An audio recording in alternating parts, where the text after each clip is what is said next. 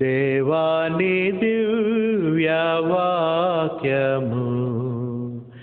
ఏవేగా మాకు దొరికెను.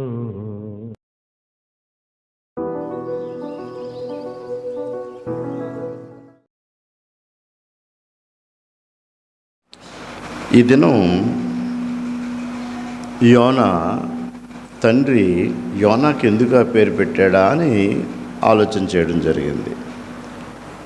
యోనా తండ్రి పేరు మొట్టమొదటిగా అమితాయ్ అనేటువంటి ఆ వ్యక్తి యోనాకి తండ్రి. ఈ అమితాయ్ అనేటువంటి ఈ మాటకు అర్థం మనం గ్రహించినట్టయితే ఫెయిత్ఫుల్, విశ్వాసి, చాలా విశ్వాసి. ఈ అమితాయ్ అనేటువంటి మాటకు హిబ్రూలో విశ్వాసి అయితే గ్రీకు పదంలో గిఫ్ట్ ఆఫ్ గాడ్, దేవుని బహుమానం.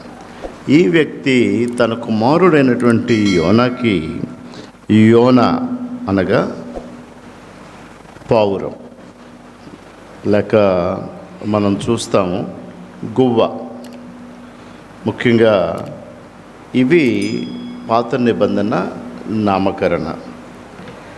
ఇది మనం గమనించినప్పుడు కీర్తనలు 55వ అధ్యాయంలో మనం ఆలోచించినట్లయితే దావీదు ఈ గువ్వ అనే మాటని తన కీర్తనలన్నిటిలో 2 పర్యాయాలు ఉపయోగించాడు. ఈ డవ్ అంటే గువ్వ, ఈ రెండు పర్యాయాలు దావీదు మహారాజు ఈ మాటను ఉపయోగించడం జరిగింది. ముఖ్యంగా దీనిలో విశ్వాసం కలిగినటువంటి తండ్రి నుంచి మత్తయి, మనం గ్రీకు భాషలో నూతన నిబంధనకు వచ్చేటప్పటికి మాథ్యూ అని చెప్పి మనం పిలుస్తూ ఉంటాం. ఈ మాథ్యూ అంటే దేవుని బహుమానము. అతడు విశ్వాసం కలిగినటువంటి వ్యక్తి. ఆ విశ్వాసం కలిగినటువంటి వ్యక్తి ఈ యొక్క విషయాన్ని మనం గమనించినట్లయితే ఇక్కడ మనకి ప్రత్యేకంగా మనం ఆలోచన చూసినట్లయితే ఎందుకు ఈ నామకరణ చేస్తుంటాడు ఈ వ్యక్తి అని ఆలోచన చేస్తే మనకి ఈ మాట గమనించినప్పుడు అతి ప్రత్యేకంగా ఇది మనం చూడడానికి చాలా విలువైనటువంటి ఒక సత్యాన్ని, దినాన్ని మనం నేర్చుకోబోతూ ఉన్నాం. అది గమనించినట్లయితే ఈ విశ్వాసము, ఈ దేవుని బహుమానము యోనా జీవితం ద్వారా యేసు దగ్గరికి నడిపించబడినటువంటి ఒక జీనియాలజీ, ఒక వంశావళిని మనం చూస్తూ ఉంటాం. దీన్ని దావీదు మహారాజు 2 సందర్భాల్లో ఈ విషయాన్ని సంబోధిస్తూ ఉంటాడు. కీర్తనలు 55వ అధ్యాయం మనం చూసినట్లయితే కీర్తనలు 55వ అధ్యాయంలో 5వ అధ్యాయం నుంచి 5వ వచనం నుంచి చూసినట్లయితే మరణ భయము నాలో పుట్టుచున్నది, దిగులును వణుకును నాకు కలుగుచున్నది, మహాభయము నన్ను ముంచివేసెను. ఆహా, గువ్వ వలె నాకు రెక్కలున్న ఎడల నేను ఎగిరిపోయి నెమ్మదిగా నుందినే, త్వరపడి దూరముగా పారిపోయి నేను సుడిగాలిని తప్పించుకుని అరణ్యములో నివసించదని అనుకుంటుని. ఈ మాటలు దావీదు మహారాజు తెలియజేస్తూ ఉన్నాడు. ఆ మాటలు ఎలా ఉన్నాయి మనం ఒకసారి ఆలోచన చేయండి. లోతుగా ఆలోచన చేస్తే స్వయంగా దావీదు మరణ భయంలో ఉన్నాడు. ఎందుకో దాక్కోవాలనేటువంటి ప్రయత్నంలో ఉన్నాడు. ఎందుకో దావీదు అప్పటికే ధైర్యంగా మృగాల్ని చంపి, సింహాన్ని చంపి అత్యంత దైవ బలము కలిగినటువంటి వ్యక్తిగా ఉన్న దావీదు ఏమంటున్నాడంటే, మరణ భయము నాలో పుట్టుచున్నది, దిగులును వణుకును నాకు కలుగుచున్నది, మహాభయము నన్ను ముంచివేసెను. అంటే మనుషులుగా ఎంత ధైర్య సాహసాలు కలిగి ఎంత శక్తి కలిగి ఉన్నా కొన్ని సందర్భాల్లో మన జీవితాల్లో కొన్ని విషయాలు మనకి ఎలాగ భయాన్ని పుట్టిస్తూ ఉంటాయో, లేకపోతే వయస్సుతో వచ్చేటువంటి అనారోగ్యాలు ఎలా భయాన్ని మనకి పుట్టిస్తూ ఉంటాయో, ఏ వయస్సులో ఏమి చేయాలనుకునేటువంటి దాన్ని నేను చేయలేకపోతే మనసుకు ఎలా ఉంటుందో, ఎలాగ దక్కోవాలని, ఎలా పారిపోవాలని, ఎలా నాకు మరణం సమీపిస్తుందనేటువంటి ఈ భయం కలుగుతూ ఉంటుందో, ఇక్కడ దావీదు మహారాజుకు ఉండబోయేటువంటి అప్పటికే దావీదుని దేవుడు ఆల్రెడీ సెలెక్టెడ్, దావీదుని రాజుగా సింహాసనం మీద కూర్చోవడానికి సమూయేలు నిర్ణయించేశాడు.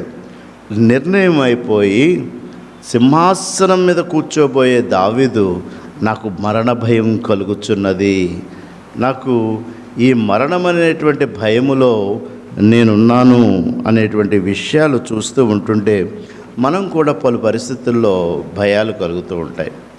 మనకు కూడా కొన్ని పరిస్థితుల్లో ఆందోళన కలుగుతూ ఉంటాయి. మనం కూడా కొన్ని పరిస్థితుల నుంచి దూరంగా పారిపోవాలని చెప్పి ఆశపడుతున్నటువంటి పరిస్థితులు కనపడుతూ ఉంటాయి. మనం కూడా కొన్ని పరిస్థితుల నుంచి నేను ఈ లోకంలో ఉండకూడదు, ఈ లోకస్తుల్లో ఉండకూడదు, లేకపోతే నేను ఇక్కడి నుంచి నేను పారిపోవాలి, ఇక్కడి నుంచి నేను తప్పించుకోవాలి, 1000 మనుషుల మధ్య నేను ఉండను, వీళ్ళ మధ్య నేను బ్రతకలేను, వీళ్ళతో నేను సాగలేను, నన్ను ఇక్కడి నుంచి దూరం చేయి అనేటువంటి పరిస్థితులు కూడా మనం చూస్తూ ఉంటాం. దావీదు కూడా సేమ్ కండిషన్. హీఈస్ ఎ సెలెక్టెడ్ కింగ్, సెలెక్ట్ అయిపోయాడు రాజుగా. హీఈస్ ఎన్ ఎలెక్టెడ్ కింగ్, సింహాసనం మీద కూర్చుండబోతూ ఉన్నాడు. ఇలాంటి రాజుగా కాబోయే దావీదు చూస్తూ ఉంటే మహాభయము నన్ను ముంచివేసి. మాకు ఎప్పుడు భయం ఉండదండి అన్నవాళ్ళు ఎవరు ఉన్నారు ఇక్కడ? చేతులెత్తారా? భయంతో కొన్ని సందర్భాల్లో మనం తెలియకుండానే మనం బిడియము, లేకపోతే దుఃఖము, కొన్ని గుండె దడ అనేటువంటి పరిస్థితులు నాకు ఎప్పుడూ రావు అనేటువంటి వాళ్ళు ఎవరైనా ఉన్నారా అంటే, ఇక్కడ దావీదు మహారాజు లాంటి గొప్ప వ్యక్తి, ధైర్యం కలిగిన వాడు, అడవిలో గొర్రెలను మేపినవాడు, గొర్రెలను ఎత్తుకుపోయి వచ్చే మృగాల్ని చంపినవాడు, చక్కటి సంగీతం వాయించగలిగినవాడు, తనంతట తాను ఎప్పుడు సంతోషంగా ఉండవలసిన వాడు ఏమంటున్నాడు? మహాభయము నన్ను చాలా, ఇది నన్ను ముంచివేస్తుంది అని చెప్తున్నాడు. అప్పుడు ఏమంటున్నాడు?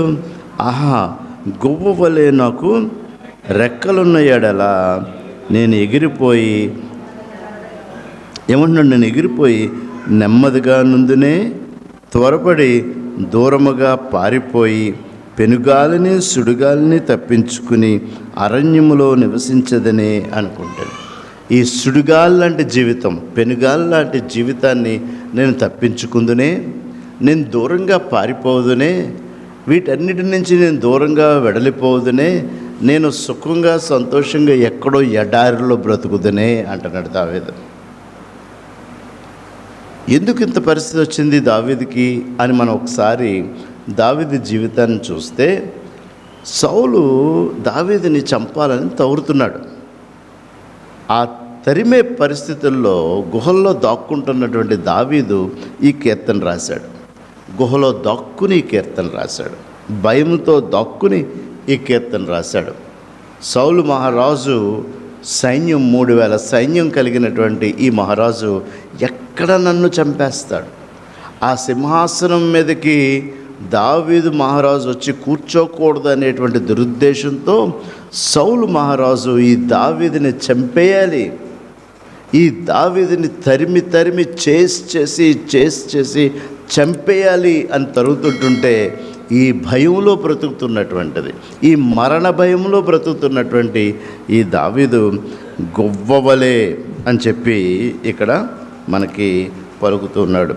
దీనిలాగా నాకు రెక్కలున్న ఎడల, ఇప్పుడు ఎక్కడున్నాడు దావీదు? గుహలో ఉన్నాడు. ఈ గుహలో ఉన్నటువంటి దావీదు ఇక్కడ బ్రతుకుతూ ఉంటే నాకు కానీ ఇక్కడి నుంచి అంటే ఈ కొండ నుంచి ఆ కొండకి, ఆ గుహ నుంచి ఈ గుహకి, ఆ గుహ నుంచి వేరే గుహానికి పారిపోతున్నటువంటి ఈ గుహలమ్మట పారిపోతున్న దావీదు ఏమడుగుతున్నాడంటే, నేను కానీ నాకు కానీ దేవుడు కానీ బలమైన రెక్కలిస్తే ఇక్కడి నుంచి నేను పారిపోవదునే.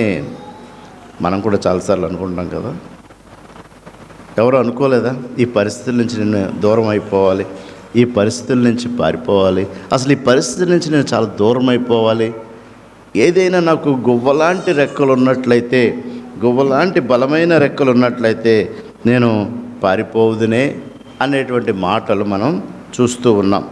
అది జ్ఞాపకం చేస్తూ ఉంటుంటే ఇంత భయపడిపోవడానికి గల కారణాన్ని మనం ఆలోచన చేస్తే, రాజు తలంచుకుంటే నాకు ఏదైనా సంభవిస్తుంది అనేటువంటి ఆలోచనతో దావీదు ఈ విధమైనటువంటి ఆలోచనని కలిగి ఉన్నాడు. ఈ గుహల్లో దాక్కుంటున్నాడు. చూస్తూ ఉన్నట్టయితే ఆ గుహల్లో దాక్కుంటున్నాడు. చీకటి, డార్క్నెస్, ప్యూర్ డార్క్నెస్ లోపల అంత భయంకరమైనటువంటి చీకటి గుహల్లోకి లోపలికి వెళ్ళిపోయి మహారాజుకి 3,000 మంది సైన్యానికి కనపడాలంటే మీరు ఆ గుహను చూసి ఏమైనా బయట కూర్చుని ఉంటాడా దావీదు? ఆ గుహ ఓపెనింగ్ డోర్ దగ్గర కూర్చుని ఉంటాడా దావీదు? డెఫినెట్గా లోపలికి గుహ లోపలికి వెళ్ళిపోయి దాక్కుని ఉంటాడు దావీదు. తనతో ఉన్న మనుషులతో ఆ లోపల దాక్కున్నాడు దావీదు. ఈ తరుముకుంటున్నటువంటి ఈ సౌలు వస్తున్నప్పుడు ఏమంటున్నాడు? నేను అరణ్యములో, చీకటిలో, ఈ చీకటి నుంచి నేను పారిపోయి అరణ్యములో నేను బ్రతకాలి. నా life should be in wilderness. ఎవరన్నా అరణ్యంలోకి వెళ్ళి బ్రతకాలనుకుంటారా? ఎందుకు బ్రతకాలనుకోరు? అరణ్యం కదా, చుట్టూ ఇసుక, లేకపోతే ముళ్ళ పొదలు, నీరు లేని పరిస్థితి, క్రూరమృగాలు, సరైనటువంటి ఆహారం దొరకని పరిస్థితి. కానీ ఈ పరిస్థితుల కన్నా తను ఏది బాగుంటుంది అనుకుంటున్నాడు? అరణ్యం బాగుంది అనుకుంటున్నాడు. చుట్టూ ఇలాంటి పరిస్థితులు ఉన్నప్పటికీ నాకు అరణ్యం చాలా మంచిది. చాలామంది ఇళ్లల్లోంచి పారిపోవాలనుకున్న పిల్లలు, యవనస్తులో చాలా నేను ఇక్కడి నుంచి పారిపోతానంటూ ఉంటారు. పారిపోవడం చాలా సులువు అనుకుంటారు. పారిపోయి బ్రతుకుడం చాలా సులువు అనుకుంటారు. తల్లిదండ్రులను విడిచి వెళ్ళిపోతాం అంటూ ఉంటారు. వెళ్ళిపోయి జీవించడం చాలా సులువు అనుకుంటారు. దావీదు కూడా, తండ్రిని కలిగిన దావీదు కూడా తండ్రి నుంచి పారిపోవాలనుకుంటున్నాడు. దేవుడి దగ్గర నుంచి దూరంగా పారిపోయి అరణ్యంలో బ్రతకాలనుకుంటున్నాడు దావీదు. అరణ్యము అనగానే మనం ఆలోచన చేస్తుందంటే, దేవుడు ఏ దేవుడైతే ఈ యొక్క మరి దావీదుని రాజుగా శామ్యూల్తో అభిషేకించబడినప్పుడు అక్కడ పరిస్థితి నుంచి దావీదు పారిపోవాలి అనేటువంటి పరిస్థితిని చూస్తే మనకి ఒకటి మనం జ్ఞాపకం చేసుకోవాల్సింది ఏంటంటే, సౌలు దావీదు ఎక్కడ దాక్కుంటాడో తెలిసి అక్కడ నెతుకడం మొదలుపెట్టాడు. గుహలో లోపల నెతకడం మొదలుపెట్టాడు. ఇవాళ గుహలో పడుకుంటే దావీదు రెండో రోజు వేరే గుహ వైపు పరిగెడుతున్నాడు. ఇవాళ ఈ పర్వతం మీద దాక్కుంటే దావీదు రెండో రోజు ఇంకొక పర్వతం మీదకి పరిగెడుతున్నాడు.